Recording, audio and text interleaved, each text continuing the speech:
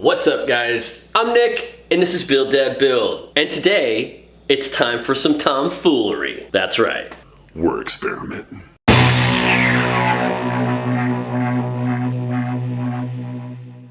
Okay guys, so I picked up this epoxy mold and no affiliation, I just bought it from this company. The company is Crafted Elements.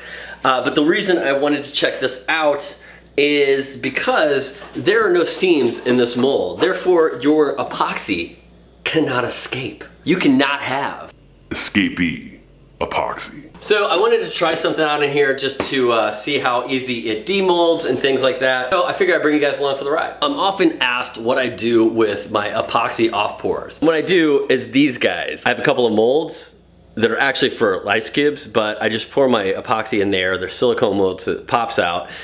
And I've amassed quite a few of these. If you guys followed my Instagram stories or my Instagram at all, and if you're not, you should follow it. I do that a lot. I have a lot of what I call shop gremlins. And sometimes I send them out to my patrons. They're all over the house. The kids play with them. They're everywhere. But what I figured I would do is make a river style charcuterie board, I guess is what we're gonna call it. Maybe a serving tray. It's gonna be kind of chunky. So maybe it's gonna be a charcuterie board, I'm not sure. But I'm gonna call it the river Styx. And what I'm gonna do is the epoxy portion of this is going to feature these little guys. And they're just gonna be like kind of in the epoxy. I'm gonna pour like a dark background and then probably clear or something like not opaque obviously, but something maybe, you know, maybe a little foggy so you can just kind of see them through there. They're not super clear. Okay, so we got the skulls, we got the mold. As I got ready to make this project though, I realized that I didn't have any wood that was thick enough because these guys, when they're laying on their sides right there, that's about 1.5 inches right there to the chin. And unless I was gonna use pine, which I really didn't want to, I wanted to use hardwood, I didn't have anything in the shop. I ran down to Houston Hardwoods and I picked up this chunky boy of walnut. And this is about 7/4. So here's the idea. We're gonna cut this bad boy in half and then we're gonna cut it down to size so it fits in the mold. Then what I wanna do is I wanna cut an angle cut along here. Not like a 45, something a little bit more drastic. The idea is along that angle, I'm going to paint that red and then seal the edge. The reason I want to paint that red is because what I want to do is when you're looking down on it, and this may be a useless detail by the way, when you're looking down on the board, I want to see kind of that, I'm hoping that you'll get a little bit of that red, and so if you're looking directly down on it, it'll almost look like you're looking into a coffin that's lined with red velvet. Not cupcakes, my friends. Red velvet. You know, that kind of red velvet. So our order of operations is gonna go like this. We're gonna cut this bad boy down. And we're gonna cut it down. Then we're gonna get ripped. Ripped. And we're gonna rip that angle down there. Next I'm gonna apply a little red unicorn spit along those two edges. And once that dries, we're gonna take it upstairs. We're gonna seal the edges with penetrating epoxy, and then we'll get into our pours. Say hi, Suggy. Hi, Suggy.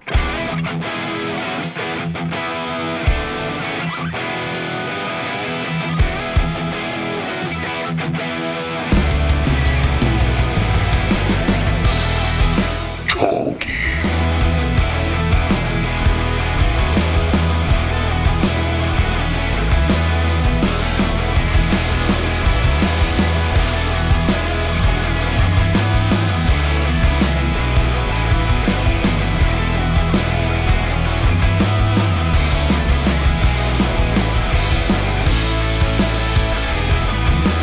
Tomorrow for sure.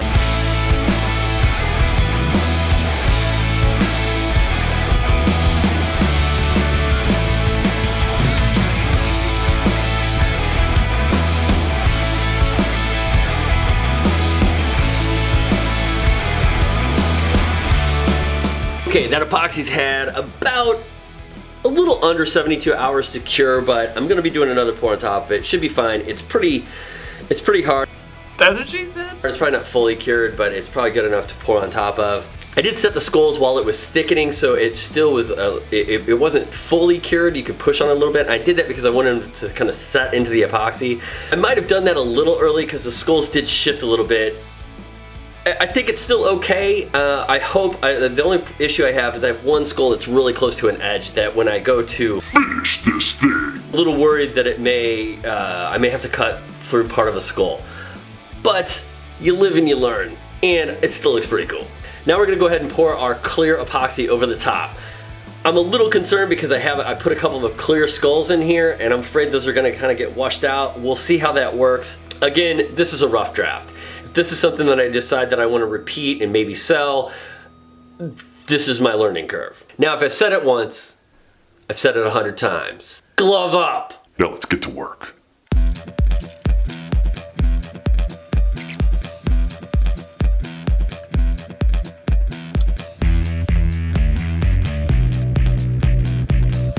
Okay, next up, let's see how easy it is to demold this project from the mold that we got from Crafted Elements Company, because it's supposed to just pop out. Now I will say, they did recommend to use mold release, and I forgot. Sue me.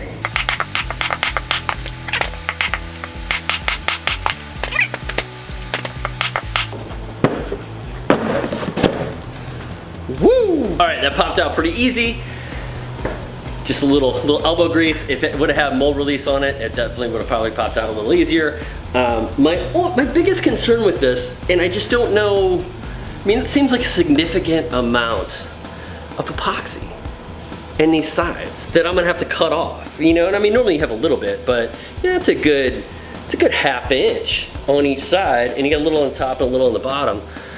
And it's just because of the slant out. So I guess you're paying an epoxy for convenience in the mold.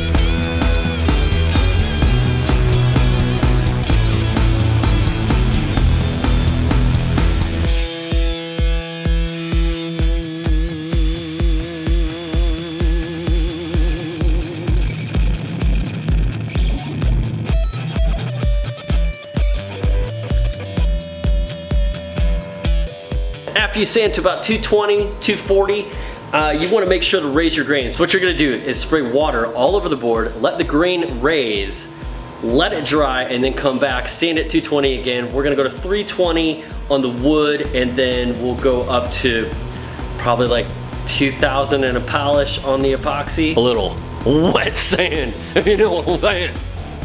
Moist.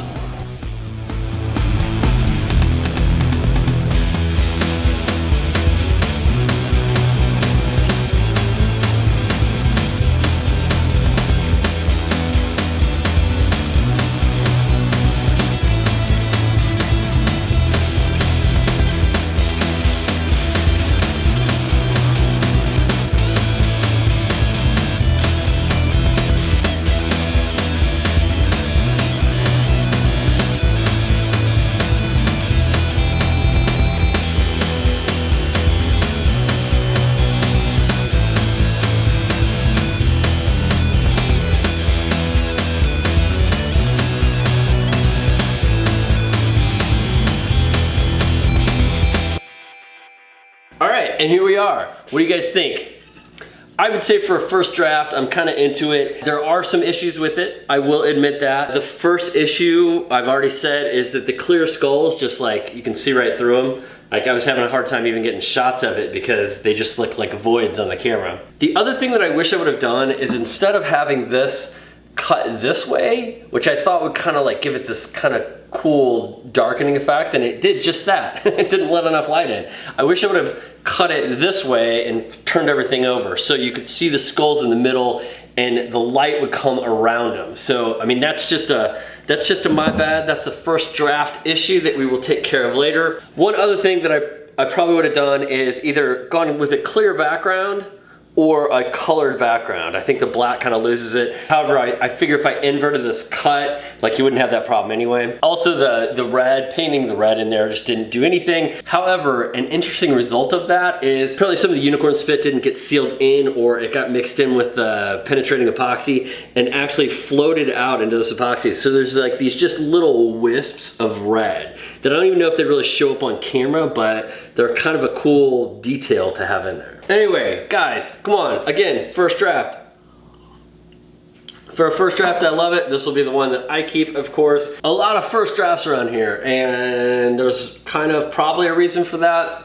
I am gonna look into possibly selling some of the items I make just to make a little money on the side. The YouTube channel is not doing awesome.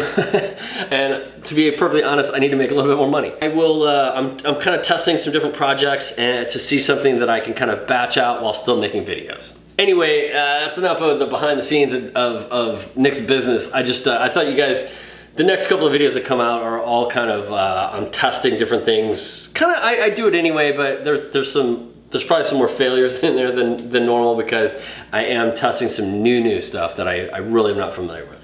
Anyway, enough with that. I just want to say thanks to all you guys for sticking around to the end. If you like this video, or whiskey, hit that like button.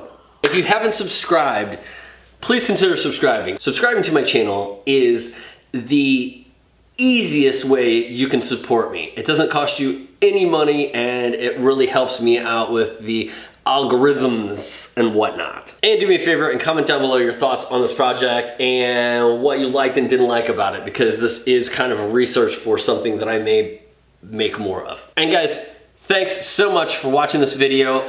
Special thanks goes to all of my Patreon members, especially my top tier patrons or my Boilermaker patrons.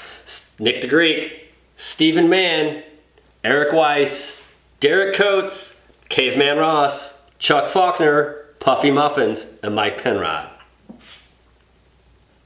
Now thanks for playing. Now I gotta get to work.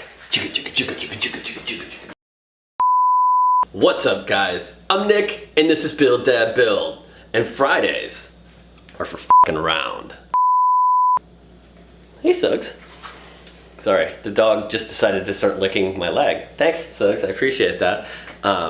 Just no reason, walk behind me. Salt lick. See how much cleanup we have to do after the epoxy cures. If I have to run it through the planer, Suggy's got a toy. Whenever I'm on camera or whenever I'm doing anything voice related that has sound in the background, she finds the noisiest toy she can find. That thing is like, it sounds like she's chewing on a paper bag, doesn't it?